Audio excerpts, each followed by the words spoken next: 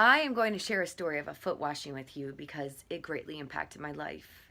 And I don't know if many of you have experienced that out there, but when I got saved over 20 years ago, it was one of those fantabulous experiences where I came in basically wearing that Scarlet Letter A. Everybody knowing I had a speckled past. Even the pastor's son was like, "Psst, psst, psst, this is what Angie was involved with." And, that's fine. I'm not going to change who I am. And part of my past is the testimony that I share with others today. But this particular incident, after I got saved, I was slain in the spirit, spoke in tongues, and that was on a Sunday. I went to a bikini contest, competed in the afternoon, and then I'm just, la-ti-da going about my daily life. And then Friday happens, and we're doing street evangelism, praying for people, and they're being healed. That was kind of like Christianity 101 for me. Right on piggybacking on that was a women's retreat where I was living with the boyfriend at the time, and he got me into some shady stuff. So, I wasn't really feeling, a bunch of warm and fuzzies towards him. So I heard from this woman that was speaking, and she said I was living with this guy, and I became a Christian, and out he had to go.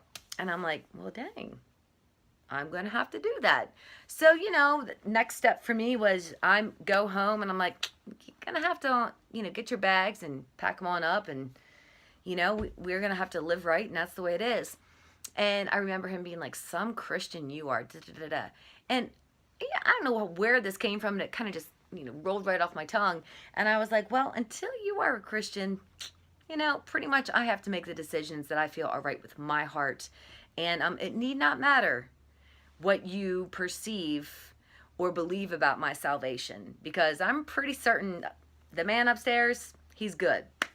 So right after that encounter, we had a women's retreat, and I remember watching some of my friends that I did the street ministry with on Fridays. I remember seeing them come out, and I'm like, oh, what are they doing? And they were going to certain people and taking this basin and washing people's feet. And I was like, I'm going to get passed up, because that lady is a good lady. That lady's a good lady. She's prim and proper. She's the pastor's wife. I sure as hell ain't getting my feet washed. I mean, I don't even know that they are fully aware of the capacity that I represent when it comes to sin. So I'm thinking, I'm going to have to duck out. This might be a really good time to use the potty.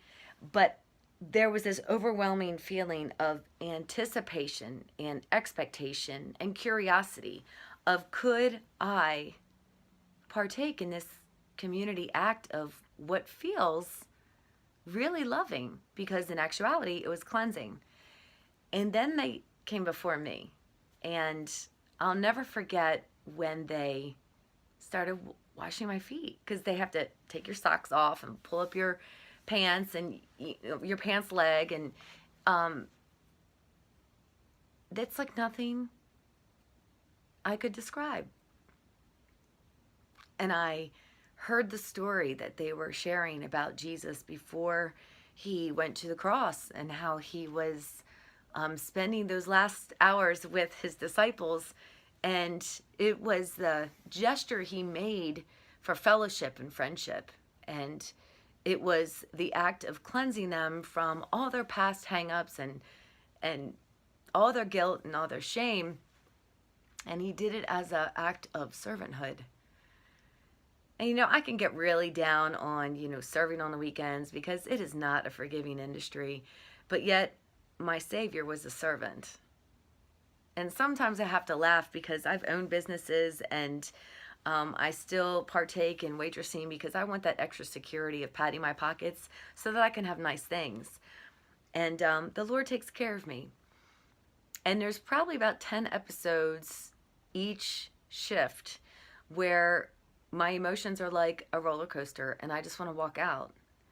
And then I think about the times where Christ is championing us when we're that pig returning to the mud, or we're that chick that walks into a church with her own scars that have a display of a scarlet letter on her chest, And she believes it's just a fire alarm pointing out her sin to everybody.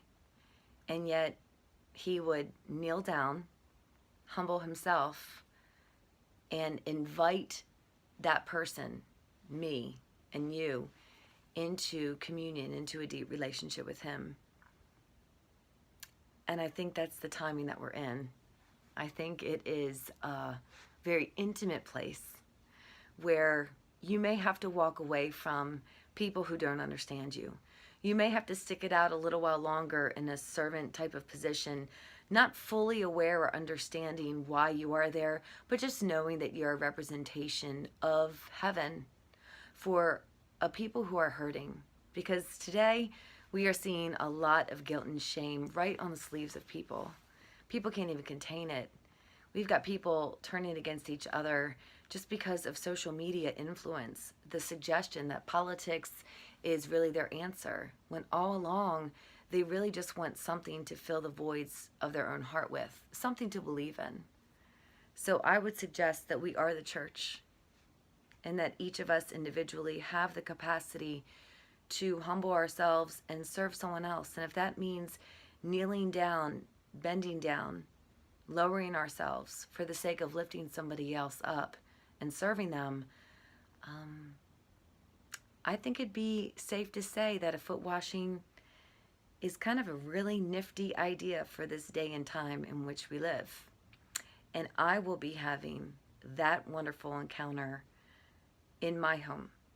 And I do invite you, if it's something that you're curious about and there's other things that you want to find out about faith, then let this be the place where you can come and freely ask and freely receive. Send me an instant message if you're interested in knowing the dates and times of when we'll be meeting, and ask away with any questions that you may have. And get ready for the rest of this year, because it's early yet, and we still have many more months to fulfill the many, many calls of servanthood in our lives.